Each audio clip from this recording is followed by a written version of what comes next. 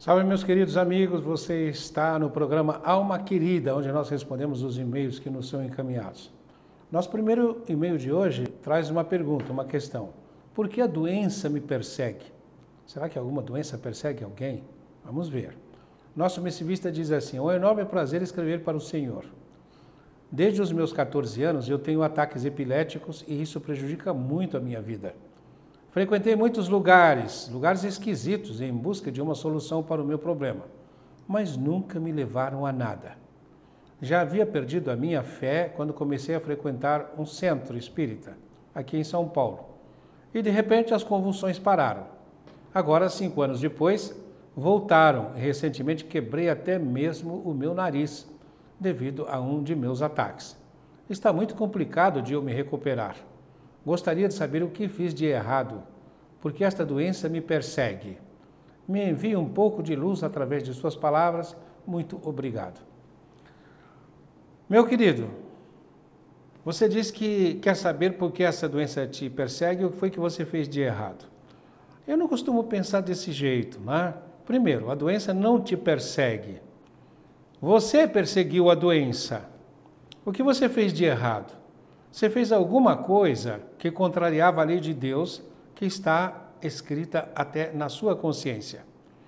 E um dos artigos da lei diz assim: tudo aquilo que você semeia, você vai ter que colher.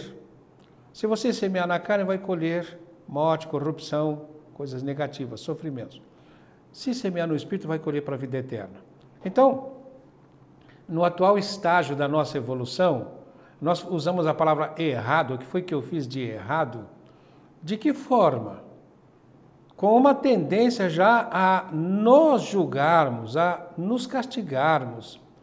Não é uma coisa boa de se fazer. Porque você, se você diz assim, o que foi que eu fiz de errado, você já se sente culpado. O Paulo de Tarso ele diz assim: de tudo dai graças, porque tudo concorre para o bem daqueles que amam o Senhor. Então você pode me perguntar: o senhor quer que eu dê graças pela minha epilepsia? Se você soubesse o que está por trás, você daria graças a Deus. Por uma razão muito simples, é que nada acontece por acaso. Então a epilepsia está no seu caminho, porque você foi atrás dela. Mas foi atrás dela por quê? Veja bem, a lei diz assim: aquilo que você semeia, você tem que colher. Outro artiguinho da lei diz assim: a quem tem, mais se lhe dará e terá em abundância, quem não tem, até o que pensa ter lhe será tirado. Isso significa, quem tem, terá mais e terá em abundância. Você tem um talento qualquer que Deus te dá e você emprega muito bem. Agora, você tem um talento, isso você vai ter mais. Vai ter sempre mais e mais e mais. Agora, você tem um talento qualquer e você emprega mal, você vai acabar por perdê-lo. E isto aí, a perda do talento é sempre como se fosse uma doença. Veja, você tem um talento, um fígado que é uma beleza. Aí você começa a beber. Beber. O seu fígado está no seu corpo para ajudar no metabolismo de alimentos saudáveis para você. Mas você começa a fazer o quê? Você começa a ingerir bebidas alcoólicas, a pôr no seu organismo aquilo que não presta. E o fígado vai ter que começar a fazer o metabolismo disso que não presta. Vai passando tantas coisas tóxicas pelo fígado, que o fígado vai como que deteriorando naquele trabalho de manter você vivo. Até que chega um momento que o fígado não pode mais te manter vivo, e você morre. Só que o seu fígado já está cirrótico, você já desenvolveu uma cirrose. E você vai para o plano espiritual. No plano espiritual, você sofre as consequências do que você fez aqui. Sofre muito, até que de repente você abre os olhos, tem humildade, porque o que mais leva a fazer coisa errada é a exaltação, a falta de humildade, a arrogância. A vida é minha, eu bebo mesmo, é gostoso. Imagine, todo mundo bebe, por que eu não vou beber? Para com isso, que caretice, não é assim que as pessoas falam? Aí o que acontece? Você vai para o plano espiritual, no plano espiritual você se depara com uma outra situação. Aqui você bebe e você tem um bar onde você compra bebida. Tem os amigos com os quais você convive, os amigos de bebedeira. Mas tem a sua esposa que está pedindo para você não beber, tem os filhos, tem os seus colegas de trabalho, tem muita gente na rua tentando te ajudar, querendo que você faça diferente. E você não faz. Você vive num mundo polimorfo, variado aqui. Quando você passa para o plano espiritual, isso não vai acontecer mais. Você fica na companhia só de bebuns, com os quais você tem sintonia. Numa situação em que as pessoas que aqui no plano material estão sempre te dizendo, aquela esposa, tudo isso desaparece. Por quê? Porque você não tem visão para isso, do lado lá é espiritual. Então, você vai ter muitos espíritos, até superiores à sua esposa, tentando te ajudar. Mas eles não conseguem falar com você porque você não ouve. O André Luiz, no livro Nosso Lar, ele diz dos 8 anos que ele passou no umbral sendo perseguido por entidades inferiores que gritavam suicida, suicida. Ele não havia se matado. Mas acontece que era como se ele fosse um suicida pela vida que ele levou, de comilão e beberrão. E aí o que acontece? Ele sofreu 8 anos, aqueles espíritos gritando na cabeça dele, que ele era um suicida. Você pode imaginar o que isso faz?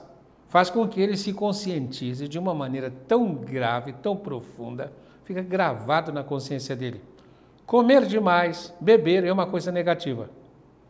E aí, quando ele é resgatado, há uma passagem muito bonita que ele fica gritando com aquelas entidades, ele fica fugindo, mas gritando. E ele não vê mais ninguém, só as entidades inferiores. Por quê? Porque ele está muito bravo, está na mesma sintonia daquelas entidades. Um dia ele diz que ele estava muito mal, morrendo de sede, e ele cai como uma criança no chão da estrada, com a boca grudada ao solo, sugando uma gota de líquido para descedentá-lo da sede inclemente. Aí ele chora e reza, só que aí ele reza com humildade. Toda a exaltação anterior havia passado. Quem se exaltar será humilhado, quem se fizer humilde será exaltado. E aí quando ele reza, ele para de ver os obsessores, ele reza agora com humildade, para de ver os obsessores e vê o Clarencio, que é uma entidade superior, e ele pergunta, por que não me ajudou antes? O Clarencio diz, eu estava aqui do seu lado o tempo inteiro, mas você não me via, porque estava sintonizado com os obsessores. Então, nós podemos passar para o lado de lá, depois de termos um vício qualquer, e ficamos sintonizados com aqueles que têm o mesmo vício. Então vamos ficar no lugar que nos convém. Só que isso vai trazer sofrimento, porque vai dar um choque. Aqui você fica com os negativos e com os positivos. Lá, se você é negativo, você fica com os negativos. Se você é positivo, você fica com os negativos, com os positivos. Lá não tem essa variedade que tem aqui. Ou você está no lugar, no inferior, ou está no mais elevado. O elevado e o inferior não se mistura como aqui no planeta. Certa feita eu estava indo com a minha esposa à feira e passamos pela rua e eu ainda disse para ela, de repente nós encontramos com um cidadão que vinha falando sozinho. E esse cidadão que vinha falando sozinho tinha uma vibração muito pesada, estava acompanhado de muitas entidades negativas. Mais à frente tinha uma senhora muito pobre, com uma criança em cada mão, parecia uma avó carregando 2 netos. E nós mostramos aquilo. Mais adiante, tinha uma outra mulher vestida de uma maneira muito elegante, mas muita senhora de si. Era a prima dona. E mais à frente tinha um cara deitado na calçada. E depois tinha a feira, muita gente comprando, tal, etc. E passando perto daquela pessoa que estava deitada na calçada, aquela outra que estava falando sozinha, e tudo isso se misturava. Aqueles trabalhadores estavam ali consertando panelas, vendendo frutas e tal. Eu disse, assim é a Terra. No plano espiritual tudo isso fica separado. Todo fica no nível que lhe compete. Então, voltando à questão, né, da epilepsia. Aí você passa para o plano espiritual, depois de ter feito um comportamento inadequado, nós estávamos falando, a propósito da epilepsia, aqui. A quem tem, mais se lhe dará e terá em abundância, a quem não tem, até o que pensa ter, lhe será tirado. E demos o exemplo do camarada que bebe muito. Aí, de repente, você toma consciência de tudo isso, depois de muito sofrimento, e você decide reencarnar. Aí, nós brincamos, que é como se você vai lá no departamento de reencarnação, e o diretor do departamento diz assim, nós precisamos, para fazer o planejamento da sua reencarnação, de uma cintilografia perispirítica computadorizada. Nem sei se isso existe, mas estamos inventando. É um diagnóstico por imagem muito sofisticado do seu perispírito. De lá todo mundo vê, mas vamos admitir que isso fosse possível. Aí você pega e leva a cintilografia lá para o chefe. ele vai olhar e diz, olha, ótimo, ótimo, podemos planejar uma boa encarnação para você. Tudo ok? Você pergunta e diz, tem um problema aqui na área do fígado, tá meio bem escuro, você tem um problema na área do fígado. E como é que resolve isso? Nada grave, não tem muito problema. Uma cirrosezinha já resolve isso. Como uma cirrosezinha? Você vai nascer, vai ter cirrose, vai ter que tomar muito cuidado com a alimentação, com o que você consome e tal, né?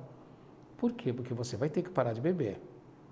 Para de uma maneira ou para de outra. Aquilo que não é, veja só, o salário do pecado é a morte. Pecado vem de pecatus, culpa, quer dizer, aquilo que é contrário à lei. Então veja você, se você não para aqui, vai parar do outro lado. Num determinado momento você vai ter que parar. Aí aquele orientador no plano espiritual vai dizer, olha, então uma cirrose vai resolver. E o outro problema que você tem é alguma coisa na área que você... Aí vai falar, você fez o quê com o seu corpo? Eu corria, dava trombadinha e corria. Pois é, aqui tem um problema com as suas pernas. É possível que você vá nascer com alguma artrose já na infância. E tem outro problema mais. Como foi que você usou a sua inteligência, a sua sensibilidade? Eu fazia planejamento. Você planejava o quê? Eu planejava como é que a gente ia assaltar, como é que a gente ia fazer uma porção de brincadeiras lá para infernizar a vida dos outros e para a gente sobreviver, né? Então aquele assessor vai dizer, olha, você vai nascer com uma dificuldade de concentração muito grande, uma dificuldade de conduzir a sua vida, você vai sofrer de labirintite e vai ter problemas que muito provavelmente você seja capaz de desenvolver uma epilepsia. Nossa, mas que perseguição é essa? Não é perseguição. É uma bênção, porque você desenvolvendo uma epilepsia, você vai estar sempre atento. O que está acontecendo comigo? Como é que eu estou me sentindo? Como é que está a minha cabeça? Como é que eu estou orientado? Estou tonto ou não estou? Estou concentrado ou estou indo embora? Então você começa a ter uma força muito grande para superar este óbice, que seria uma epilepsia. Você tem que desenvolver concentração. Como é que eu faço isso? Olha, há uma indicação que está também na lei. Vigiai e orai sem cessar. Aí você diz que procurou ajuda em vários lugares, não encontrou essas ajudas que você buscava. Aí você foi a um centro espírita e encontrou ajuda. As convulsões cessaram, porque tem o fator mediúnico por trás, que você desenvolve com o seu comportamento na encarnação lá de trás. As convulsões cessaram, e depois de 5 anos voltaram. Você não fala no seu e-mail. Mas o que foi que você fez depois desses 5 anos? Eu ouso adiantar que muito provavelmente você parou de ir ao centro espírita e parou de fazer um tratamento. E aí o que acontece? Aquela energia que você tinha, um excesso de endoplasma, ou seja, desse fluido interno que exteriorizado vira ectoplasma, aquele excesso de energia, ele começa a deteriorar em você. E aí você fica com uma vibração que atrai esses irmãozinhos, que eu chamo do segundo palco, que eu chamo de galera da cruzeta, que eles vêm e começam a manipular você como se você fosse um fantoche, ou como se você fosse uma marionete. Então, o que é que te resta? É você ficar tonto, você cair da escada, você se machucar, e aí você fica nas mãos dessas entidades. O que é que você precisa fazer? Você tem 3 caminhos. Na realidade, 4 caminhos. Um deles é ficar como você está, só se queixando. Aquilo que semeardes, tu mesmo havereis de colher. Então é o sofrimento, é o seu caminho. Você vai sofrer as consequências. Quando você voltar para o plano espiritual, você vai ficar sabendo por que sofreu tanto. Aí você vai saber dos erros do passado. E vai querer uma outra encarnação em que você faça as coisas certas. Então, aquilo que semeardes, tu mesmo havereis de colher. É o sofrimento, o primeiro caminho. O segundo, o amor cobre a multidão de pecados, o amor lava a multidão de pecados. É servir ao próximo. O que é que você pode fazer para servir ao próximo? Então você pode procurar alguma coisa que você faça para servir ao próximo. Servir ao próximo, você vai exteriorizar essa energia que nós chamamos de endoplasma, que vira ectoplasma do lado de fora. E à medida que você vai dando essa energia ao seu semelhante, você vai entrar no dispositivo da lei que diz assim: a quem tem, mais se lhe dará e terá em abundância. Então, se você está tendo energia boa, está dando para o próximo, você vai receber mais e mais energia boa. Se você der 10 unidades de endoplasma ou de ectoplasma grau 1, você vai receber 10 unidades de endoplasma grau 1,1 ou 1,2. E você continua fazendo isso até que o seu perispírito esteja brilhante, limpinho. O amor lava a multidão dos pecados. Pecado também pode ser chamado de mancha perispiritual. Você vai fazendo serviço ao próximo, o seu perispírito vai se diafanizando, se iluminando, vai como que afinando. Este é o amor ao próximo. O terceiro item, a terceira forma de você lidar com isso é: conhecereis a verdade, ela vos libertará. É você começar a fazer esse serviço de amor ao próximo até mentalizando. Então você vai começar a mentalizar só coisas positivas. À medida que você faz isso, a sua mente vai mudando e você vai verificar que a incidência dessas convulsões também vai diminuindo. Agora, qual é o lugar onde você pode fazer essa doação com maior intensidade, com mais perfeição? É exatamente num centro espírita. É onde você deve estar. Muito provavelmente, ouso adiantar mais uma vez, muito provavelmente você deve ter saído do centro espírita. Você foi ao centro espírita, começou um trabalho e de repente pode ser que você tenha saído do centro espírita, tenha se afastado. Aí você pergunta: por que a doença voltou? Voltou porque você voltou a um padrão antigo. Você não manteve o padrão. Ah, mas eu me esforçava. Você tem que se esforçar sempre. Daí o amai e vigiai sem cessar. Daí o sem cessar do amai e vigiai. Então, eu faço votos que você consiga, depois de ouvir essa resposta, entrar em contato com aquilo que é mais conveniente para você. E o que é mais conveniente para você é você ter disciplina alimentar, ter disciplina de ir no centro espírita, ter disciplina mental, ter disciplina emocional. Você não pode infringir nenhuma dessas disciplinas, porque senão a incidência vem de uma maneira até muito mais grave do que essa que você nos passou. E por que pode ser de muito mais grave? Pode ser em forma de doença. Pode ser uma coisa bem pesada mesmo. Para quê? Para você acordar. E depois que você acordar, aí você pode implementar novos comportamentos em sua vida. Vamos ver o que nos diz o próximo e-mail. Então, nesse próximo e-mail, a pessoa nos pergunta: é possível romper a minha ligação com alguém de uma vida passada? Bem, já vou te afirmando que não, viu? Você pode romper ligações materiais, mas espiritual, nunca. Uma vez que alguém entre na sua vida, está ligado a você para sempre. Olá, eu gostaria de algumas orientações. Há 1 ano e pouco, eu me senti muito ligado a alguém do mesmo sexo que o meu. E isto me deixou muito confuso, pois como ele não correspondeu ao que eu sentia, agora não consigo confiar em ninguém. Além disso, me sinto conectado a ele. Gostaria de saber o que fazer para pensar um pouco menos a respeito disso tudo, pois até em meus sonhos ele aparece desde que me declarei. Acredito que possuímos alguma ligação do passado. Posso estar correto? Se sim, há como esquecê-lo e seguir em frente? Me ajude e me dê uma luz, por favor.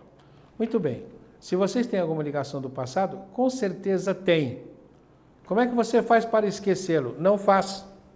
Não vai esquecer. E não vai esquecer nunca. Quando uma pessoa entra na nossa vida, aí eu digo assim: nossa, eu não quero me lembrar dessa pessoa. Eu quero esquecê-la. Não quero saber de mais nada. Quero esquecê-la, não quero nem me lembrar. Quando você diz eu não quero me lembrar, se você tira o não, fica eu quero me lembrar. E depois o mais importante, é da lei que ninguém esquece ninguém, ninguém se afasta de ninguém.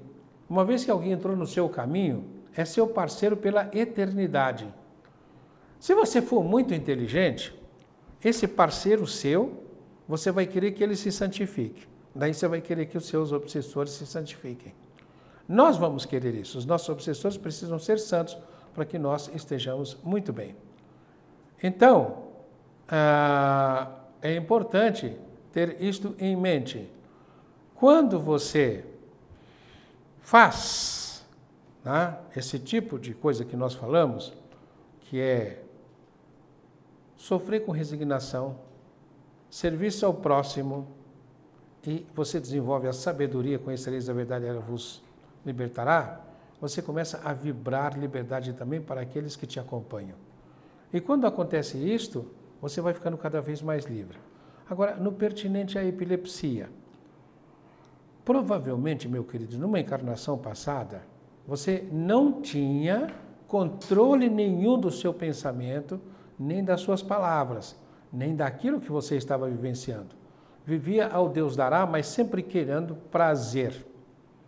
Agora, o que acontece? Você está com, não esquizofrenia, mas ataques epiléticos. A esquizofrenia é outro e-mail, que provavelmente virá depois, que nós recebemos de alguém, né? Você está com ataques epiléticos, você tem epilepsia. Olha, isso é uma coisa terrível, porque é como se você não pudesse ter condições nenhuma de ter segurança. Será que eu vou estar bem daqui a 2 horas? Será que eu consigo chegar até o final dessa festa? E aí, como nós estamos sempre falando, você precisa se empenhar. É uma questão de empenho, portanto, de comportamento. O que você pode fazer para inibir isso? Você já aprendeu agora que a doença não te persegue, mas nós é que perseguimos a doença. O que a gente pode fazer? Nós vamos fazer um intervalo, daqui a pouco nós estaremos de volta, quando ofereceremos algumas respostas a esse problema. Aguarda aí que já voltamos.